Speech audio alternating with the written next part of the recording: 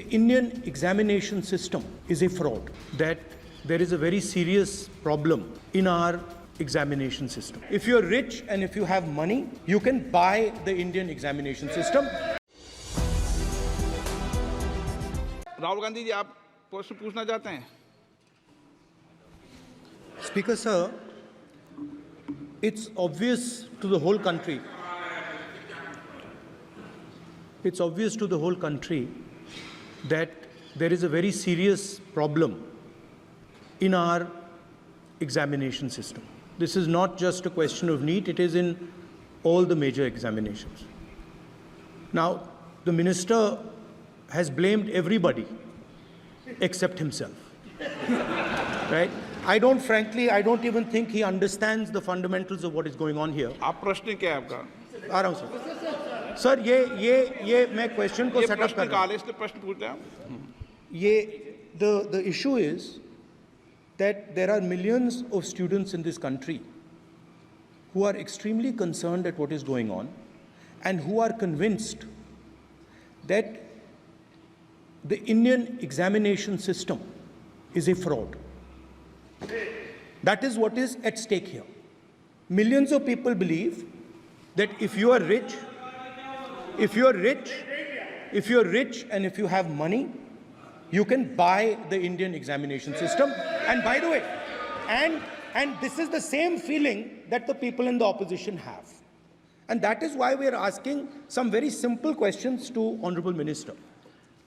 Number one, as this is a systemic issue, what exactly are you doing to fix this issue at a systemic level? Yes. That's the first question. Okay, question में चल रहा है अभी। Please. अब मैं मंत्री जी, मैं एक बार बोल दूं इस बात पे?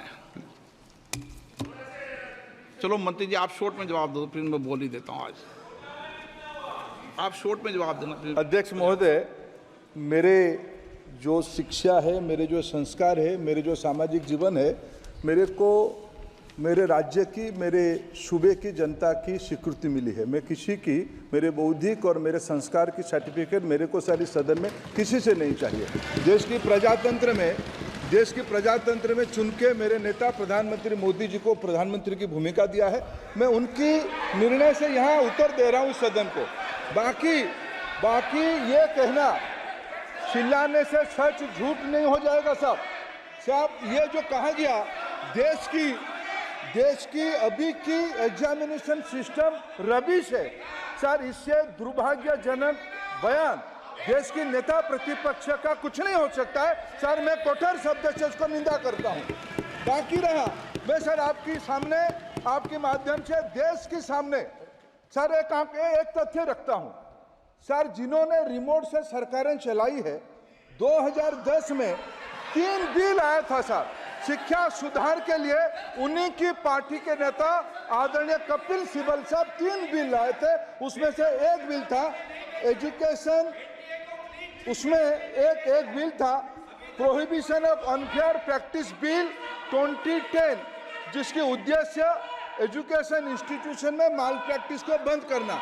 सर, मेरे सरकार की हिम्मत है, अभी हमने पब्लिक एग्जामिनेशन की रेगुलरिटीज में बिल लाए, कानून बनाए। क्या मजबूरी था कांग्रेस पार्टी की? क्या मजबूरी था नेता प्रतिपक्ष की? उन्होंने उस बिल को विड्रॉ किया। किसके दबाव में विड्रॉ किए? क्या निजी मेडिकल कॉलेज की दबाव में, उनकी घूसखोरी की दबाव में उन्होंने उस बिल को विड्रॉ किया था? सच सुनने की सामने है ये। मैं किसी की विद्वता पे प्रश्न नहीं उठाता हूं, लेकिन सच 2010 में शिक्षा सुधार की बिल उन्हीं की सरकार ने लाया था, दबाव में उन्होंने विड्रॉ किया। ये हमको प्रश्न पूछते हैं।